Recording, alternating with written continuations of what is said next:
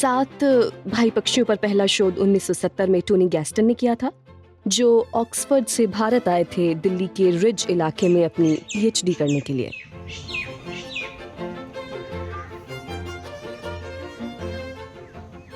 इसका अंग्रेजी नाम जंगल बैबलर हर तरीके से ही गलत है।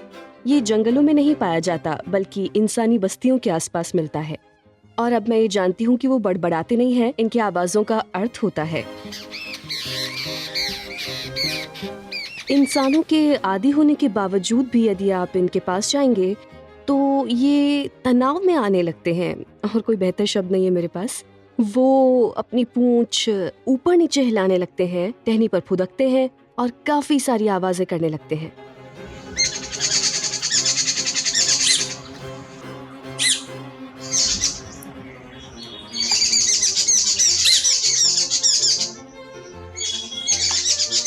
लेकिन फिर अगर आप उन्हें तंग ना करें और वो अपना खाना फिर से ढूंढने लगे तो आप देखेंगे कि समूह के काफी सारे सदस्य नीचे जमीन पर भोजन ढूंढ रहे हैं।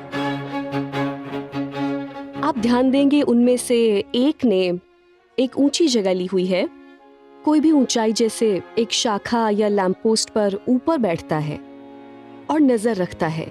फिर ये धीमी और कोमल आवाजें निकालता है। ये बिल्कुल ऐसा है जैसे वो चौकीदारी कर रहा था जमीन पर बैठे साथियों के लिए, और इनका यही लुभावना और अनोखा व्यवहार कारण था जिसने मुझे इन पक्षियों की ओर आकर्षित किया।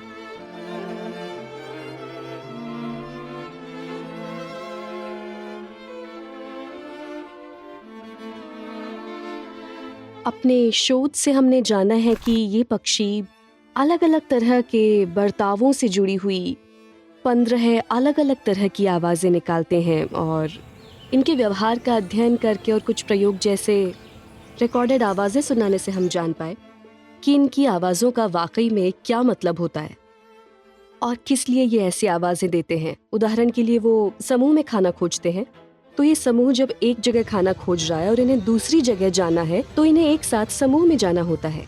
तो ये इस गतिविधि का तालमेल कैसे करते हैं? तो ये पक्षी एक खास तरह की आवाज देने लगते हैं।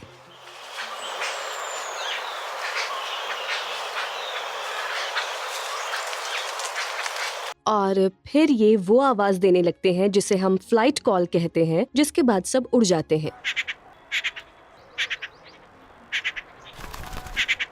तो ये लगभग वैसा ही होता है जैसे कि एक फैसला पूरे समूह ने मिलकर लिया हो।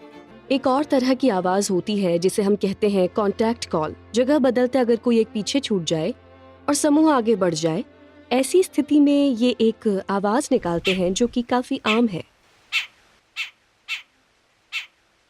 समूह के सदस्य इसका जवाब देते हैं और इससे वो पता लगाते हैं कि उनका पीछे छूटा हुआ साथी कहाँ हो सकता है। वे उस साथी को लेने पीछे लौटते हैं और फिर सब साथ उड़ जाते हैं।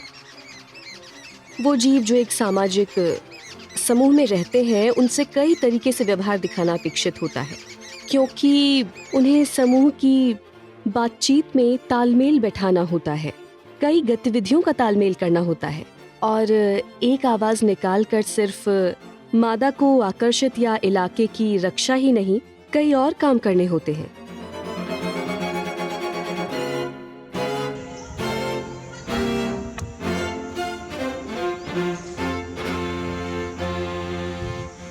इस प्रजाति को बिल्कुल ही गलत समझा गया है। किसी से कहें जंगल बैबलर तो वो कहते हैं, अरे वो लड़ाकू चिड़िया।